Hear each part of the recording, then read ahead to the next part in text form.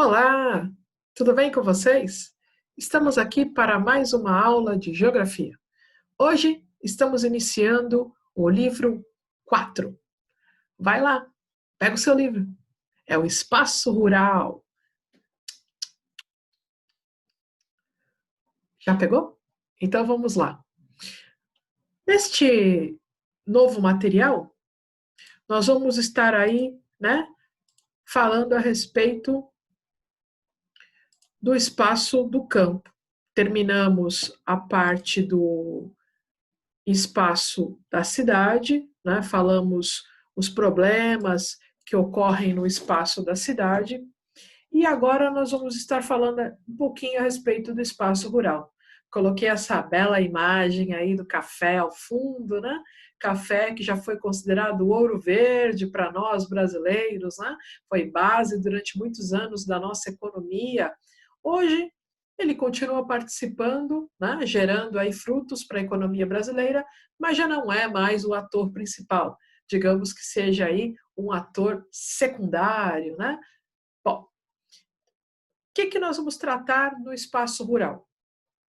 Paisagens rurais, né, as atividades que são desenvolvidas dentro dela, e vamos falar a respeito do uso da terra lá no campo. Então, com as atividades de agricultura e pecuária. Bora lá? O espaço rural, né, como é que ele se caracteriza?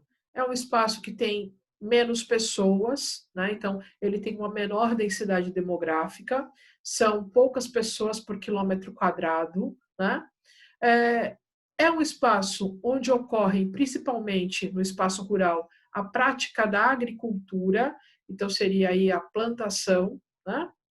Nós temos também a prática da pecuária, a criação de animais, e temos também no espaço rural a questão do extrativismo, certo? Lá no campo. Então se faz ainda aí a caça de animais, se realiza a exploração vegetal, né?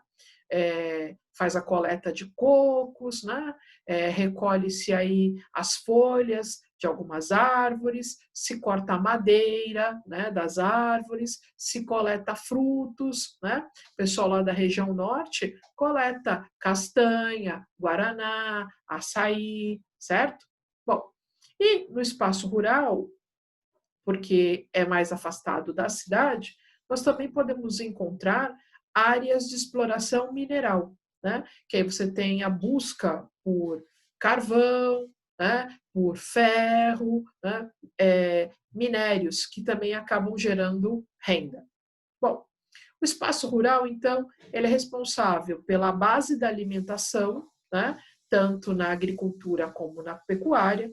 No espaço rural, ele é responsável por fornecer a matéria-prima que vai para a indústria, certo? E o espaço rural também é importante para abastecer o mercado interno do próprio país e o mercado externo de outras nações do globo terrestre. O Brasil é um país, desde o tempo, né, do descobrimento, exportador. Primeiro exportou pau-brasil, depois exportou o cultivo da cana-de-açúcar, depois o café, e hoje aí policultivos são exportados, principalmente o cultivo campeão da soja, tá certo? Bom, paisagens rurais são formadas por elementos naturais e culturais. Como vocês podem ver pelas imagens que eu selecionei aqui para vocês, né? Então, nós temos pastagens como elemento natural ou elemento cultural, né? Porque você tem pastagens que são os campos naturais dos espaços, principalmente na região sul do Brasil, e você tem pastagens que foram produzidas pelo homem. Então, aconteceu um desmatamento, né? E espontaneamente a natureza, né, vai colocando lá as gramíneas para tomar conta de tudo, para transformar em pastagens. Ou ele comprou, né, grama e plantou para estar aí alimentando o gado. Nós temos aí as plantações, que são elementos culturais produzidos pelo homem, como a gente aprendeu lá no livro 1, né? Então, você tem aqui ó, uma plantação, toda em fileira, toda organizada, né? Então, uma prática de cultivo feita pelo homem. Nós temos a criação de gado, o gado, um elemento da natureza, mas a criação dele preso no estábulo como um elemento cultural feito pelos homens, né? Os celeiros como um elemento cultural, que é o local onde eu vou guardar as produções das plantações, né? Então, também temos como elementos culturais os equipamentos de irrigação, como esse aqui, ó, que vai passando e jogando água nas plantas, né, durante o dia. E temos equipamentos, grandes tratores, que servem para plantar, né, para semear, aí jogar a semente na terra, certo? E para estar colhendo os frutos da terra.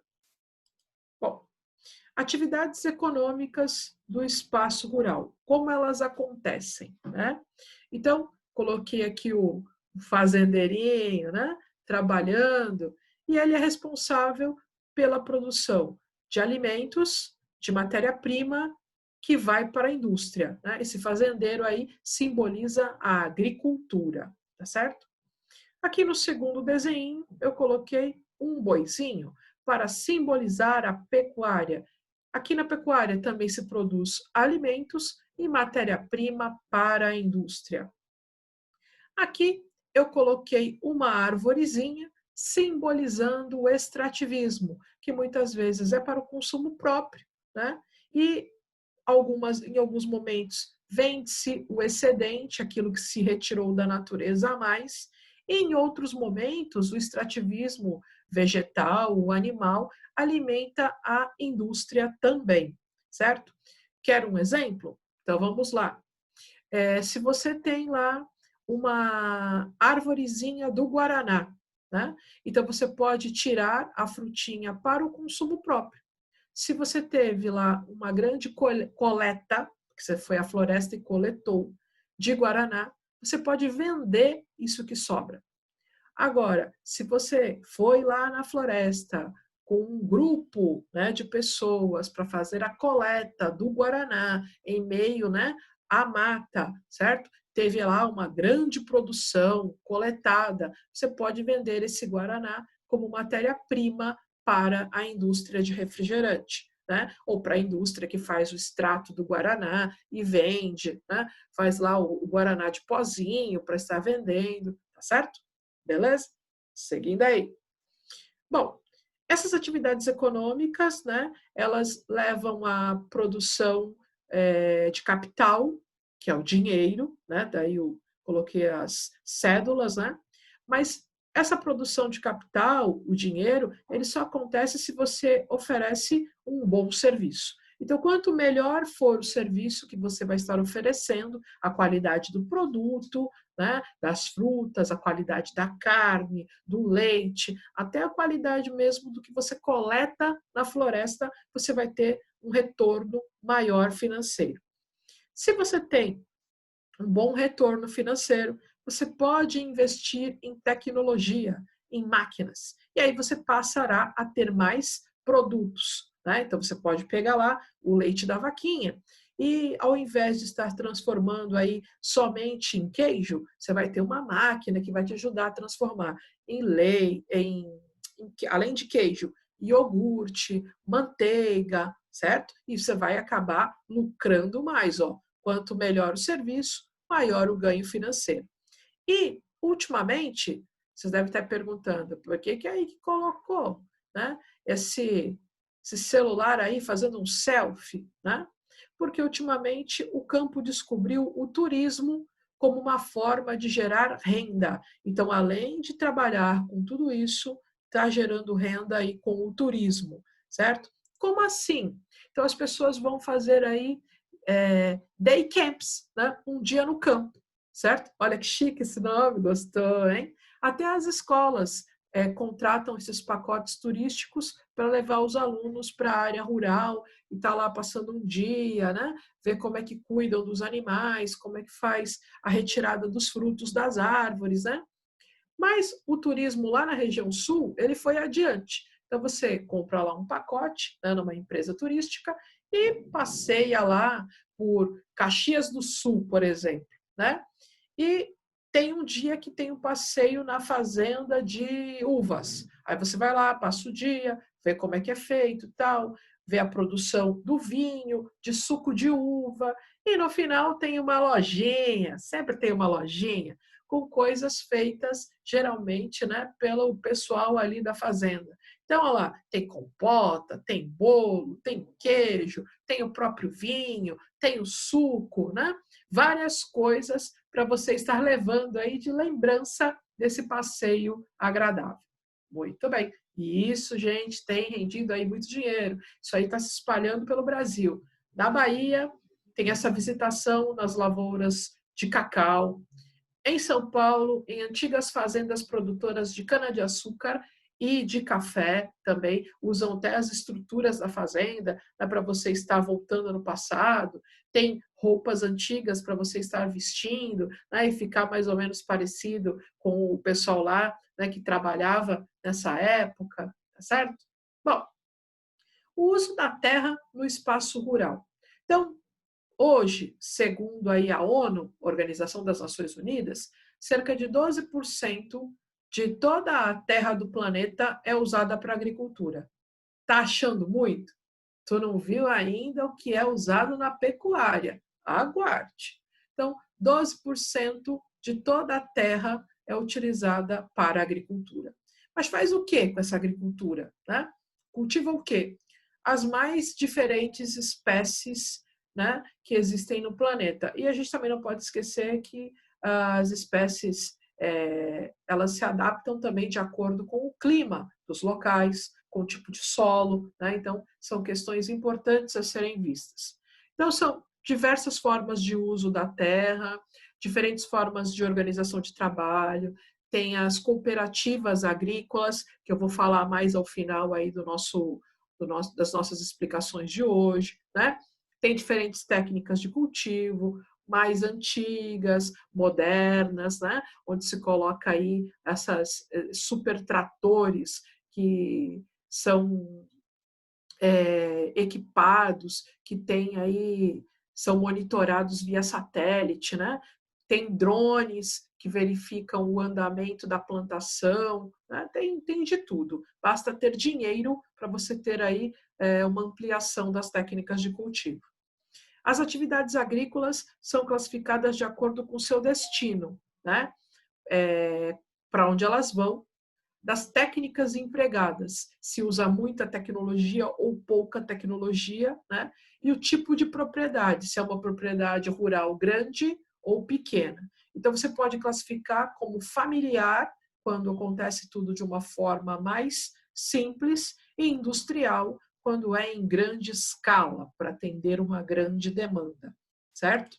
Bom, agricultura familiar é praticada em pequenas propriedades, né, pequenas e médias propriedades, né, usa a mão de obra da própria família, né, então é aquela coisa que é passado de pai para filho, então é o vô, o filho, o neto, o sobrinho, o bisneto, né, o afilhado, então é a família ali trabalhando. Geralmente tem a produção de policultivos, então faz lá na mesma área arroz, feijão, mandioca, né? Ou é uma monocultura, se especializa em um único produto, só café. Café, do começo ao fim, certo? Bom, atende o mercado interno, né? Então pode atender o local onde está inserido, a cidade, o estado. Algumas a produção é tão boa que consegue atender até várias regiões do país. E, com certeza, o consumo próprio, certo? Então, tem pouco uso de insumos agrícolas. Professora, o que é insumo? Insumo é o fertilizante para a terra, o pesticida para matar as pragas que teimam em comer as plantinhas, né? É a semente geneticamente modificada, resistente às pragas, ou né, uma semente enriquecida com vitaminas, certo? Pouco uso de tecnologia moderna, então usa as ferramentas normais, tratores, né? Não tem drone, não tem nada, tudo bem? Quando é necessário que eles veem que a produção cresceu demais, aí eles podem contratar uma mão de obra assalariada. Então, pega lá meia dúzia de pessoas e colocam para trabalhar na propriedade, né? Com carteira assinada, tudo direitinho. Muitos aí têm contratos por período, que é o período da colheita. Então, vão ficar trabalhando por 6 meses, 3 meses, certo? Então, são contratos de trabalho para estar ali executando uma atividade enquanto tem o plantio ou enquanto tem a colheita. A agricultura familiar, hoje, ela é responsável por boa parte dos alimentos consumidos, né, por todos nós, nas mais diferentes casas espalhadas pelo Brasil. Somos aí os responsáveis por boa parte da produção da mandioca consumida, o feijão, né? 70% do feijão consumido por nós vem da agricultura familiar. É um número expressivo, certo? Quase 40% de todo o café consumido no Brasil vem da agricultura familiar. Também é um número expressivo. Então, vejam a importância do grupo família lá no campo para trabalhar, né? A importância que tem para a economia e abastecimento das cidades. Bom, terminamos de falar da agricultura familiar, agora vamos falar um pouquinho aí da agricultura industrial, né? Diferente, né? Então seria o campo como se fosse uma máquina, produzir para atender a demanda, produzir para vender, para consumir. Então, essa produção agrícola, ela é feita em grandes áreas, certo? Então, são grandes propriedades rurais imensas, né?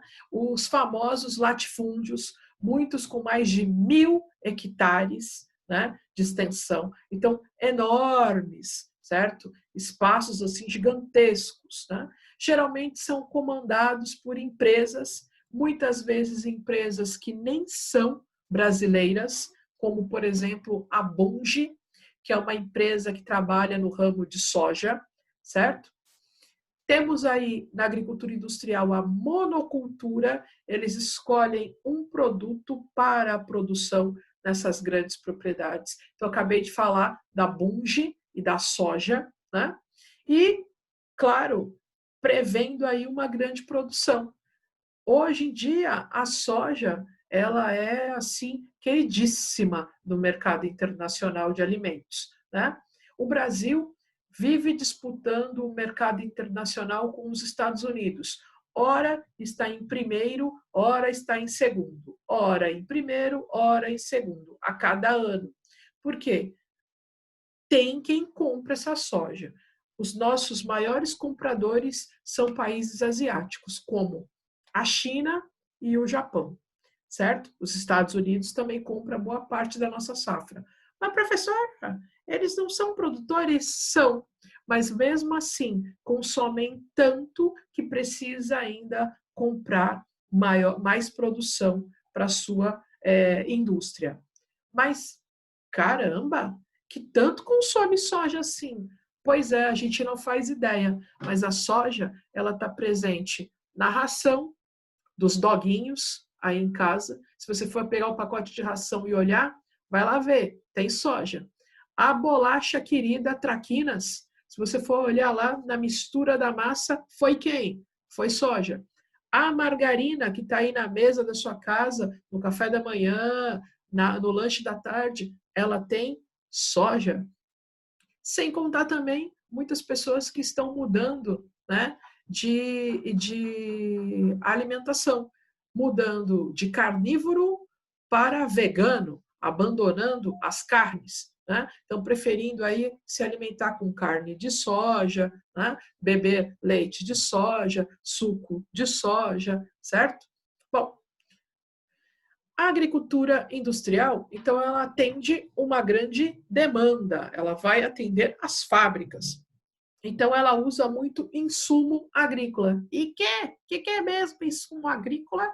Insumo agrícola é o agrotóxico que mata as pragas, o fertilizante que vai fazer a correção do solo desgastado, né? A irrigação artificial de água, que é a soja, por exemplo, ela ama a água, precisa de muita água para se desenvolver. Vai empregar máquinas e tecnologia de última geração, né? Porque não pode perder nenhum grãozinho. Vai abastecer o mercado nacional e internacional, principalmente o internacional, certo? Tem que gerar uma alta produtividade, tem que produzir demais, né? Por que é alta produtividade? Olha, eu coloquei para vocês aqui, ó, 2 vezes, para vocês verem a importância desta situação. Porque ela não vai abastecer o tio João da vendinha ali da esquina. Ela vai estar abastecendo a agricultura industrial, o planeta, né? A soja, ela vai se transformar em 1001 coisas, tudo bem? Bom, é responsável por boa parte do PIB do Brasil. Então, a agricultura industrial em todos os ramos, do leite, dos laticínios em gerais, como iogurtes, queijos, né? A própria soja, o café, que hoje, né, também está aí bombando na indústria, porque antes só vendia o café em pó. Hoje tem café solúvel, descafeinado, aí criaram as cápsulas para as máquinas de café, tem café gourmet, olha que chique, tem café com cappuccino, tem café gelado, tem café de tudo quanto é jeito. Então, é a diversidade da indústria trabalhando com o campo. Então, a agricultura industrial é responsável por boa parte do dinheiro, do lucro que o Brasil tem todos os anos no produto interno bruto. A pecuária. Vocês acharam muito que 12% das terras era destinado para a agricultura? Pois é, parece que o jogo virou. Pois é. Mas olha que coisa! 25% das terras do planeta são destinados aos pastos para a criação de gado. Muito mais do que a agricultura. Tá vendo? Olha o que eu falei. Não fique admirado, certo? Então, a pecuária, com esses 25%, né, toma conta, né, do espaço planetário. E com uma variedade muito grande de criações, de bois, de vacas, né, porquinhos, aves, né, tudo pecuária, criação de animais. São utilizadas diferentes técnicas de criação e de reprodução desses animais. Quem tem dinheiro tem investimento, então compra as melhores espécies, né? Faz reprodução artificial. Quem não tem o dinheiro é aquilo mais simples, né? Depende do gado, engordar com o capim que come. Não tem, ó, como essas vaquinhas aqui, ó, ração, né? Balanceada, com os minerais que elas precisam para a carne ficar boa ou para o leite ter os nutrientes, né? Você vê, ó, elas são todas, né, marcadas, certo? Bom, a pecuária divide-se então igual à agricultura em industrial ou familiar, com grande investimento financeiro e com pouco investimento financeiro. Muito bem. A indústria e a pecuária segue o modelo da agricultura, que visa ganhar o mercado internacional, é um agronegócio. Lembra daquele comercial? Agro é pop, agro é top, agro é tudo. Pois é, tá vendo aí? A indústria da pecuária leiteira visa aí a produção de leite e seus derivados. A indústria da pecuária de corte, né, prevê o abate do animal para a produção do quê? Da carne e do couro, certo? Você sabe que a indústria pesqueira, né, que cria aí os peixes em grandes tanques, vem aumentando a cada ano, né? Então, faz aí o abate do peixe, produz a carne, né? E também algumas espécies de peixe retiram, né, aquela pele para fazer couro, né? E também tem uma pesquisa que a pele do couro ajuda a cicatrizar pessoas que sofrem acidentes sérios com fogo, né? Tem queimaduras. Então, colocam lá a pele do peixe para ajudar a fazer a cicatrização. Isso é um estudo aqui, brasileiro, né? Pesquisadores brasileiros, com estudo da obtenção do couro dos peixes para estar aí fechando, cicatrizando queimaduras. Geralmente usam grandes propriedades, porque boi e vaca são animais de grande porte, né? Se fosse no caso aí de aquicultores, que são os que cuidam de peixes, né? Seriam menores as propriedades, porque são tanques de criação, né? Mas a produção é em, perdão, é em larga escala, em grande quantidade, e atende tanto o mercado interno quanto o mercado externo. A pecuária familiar, praticada aí pelas famílias, é realizada por membros da mesma família, igualzinho à agricultura, né? É realizada em pequenas e médias propriedades, igual à agricultura, só que aí você vai estar criando, né, criando animais. No caso aqui, eu coloquei uma ave para simbolizar essa produção. Então, seriam produções de pequeno e médio porte. Vai depender aí da questão financeira e do espaço físico, né, que essas famílias tenham para estar criando esses animais, né?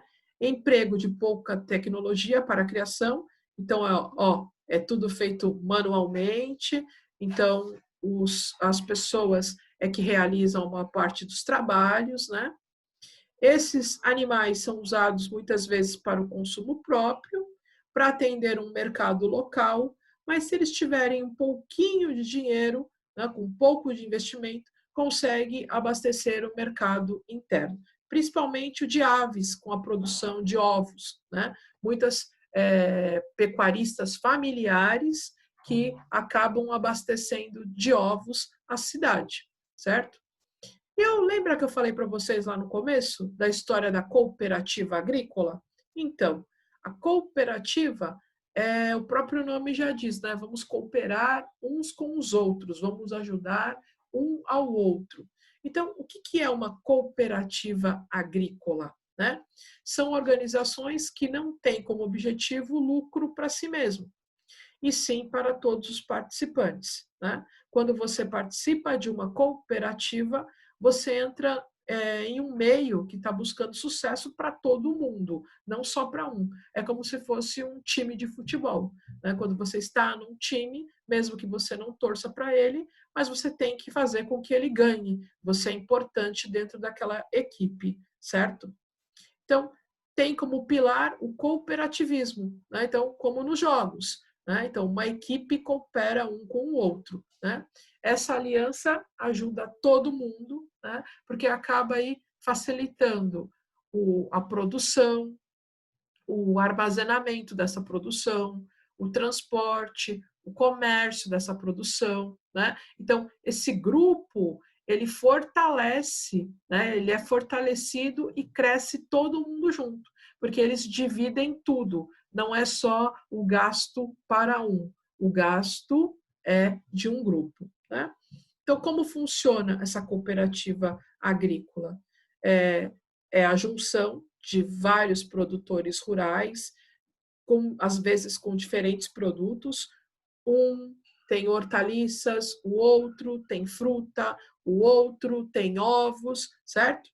E aí eles dividem o trabalho, as funções que cada um tem. Então, um pode ficar por fazer a divulgação da venda dos produtos, o outro por estar vendo a questão da logística de transporte, o outro ver a questão das embalagens para carregar essa produção, né? Só que no final, quando entra o dinheiro, o lucro é dividido entre todos. Claro, tira-se o gasto que está sendo feito com aquela produção e depois, né, divide-se aí o lucro entre todos os participantes. Né? Eles se auxiliam, dividem o trabalho, ninguém fica sobrecarregado, certo? Bom, aqui eu coloquei como exemplo para vocês uma cooperativa que deu super certo, é uma cooperativa de orgânicos, né, que se chama CAIPS. Quem tem o hábito aí de frequentar a feira orgânica ou essa seção no supermercado já deve ter visto essa logomarca, né? Então, eles são todos produtores de orgânicos, mas eles não conseguiam chegar ao mercado. Então, eles se reuniram, né, somaram as forças, e aí, com essa marca CAISP, né, eles produzem e o alimento orgânico chegou ao mercado, né, com um preço um pouco menor do que ele tem, porque a gente sabe, né, que as produções orgânicas acabam tendo um preço maior, porque é difícil, né, você manter essa produção sem agrotóxico, respeitando o tempo de cada alimento de crescimento, não usando injeções de hormônio para acelerar o crescimento, né? Então, isso aqui é uma cooperativa de produtores de orgânicos, né? Então, é uma soma do trabalho de todos, né? Facilitou a chegada do produto deles ao mercado, né? Todo mundo participa das decisões que tem que tomar. É um trabalho de comunidade, não tem o produto de um é melhor do que o outro. Se o dele está melhor, o que eu posso fazer para melhorar o meu? Certo? Esse é o pensamento. Reduz o gasto com transporte, com armazenamento e tratamento, porque todo mundo ajuda todo mundo, né? Acaba ajudando aos trabalhadores rurais, porque todo mundo acaba sendo beneficiado, então tem assinatura de carteira de trabalho, paga os direitos como férias, 13º, né? E todo mundo que é associado se beneficia. Não importa se produziu ou não, porque às vezes pode acontecer que a sua produção não teve, né, um desempenho esperado, mas todo mundo vai se beneficiar com essa produção. Então, não importa se é o pequeno produtor, se é o médio ou se é o grande, né? Todos vão poder participar da divisão do lucro, né, obtido com a produção naquele ano. Tá certo? Eu espero que vocês tenham gostado aí, né, dessa nossa aula sobre espaço rural, agricultura e pecuária, né? Deixo aqui as minhas beijocas geográficas, certo? E espero vocês lá no quiz do Espaço Rural.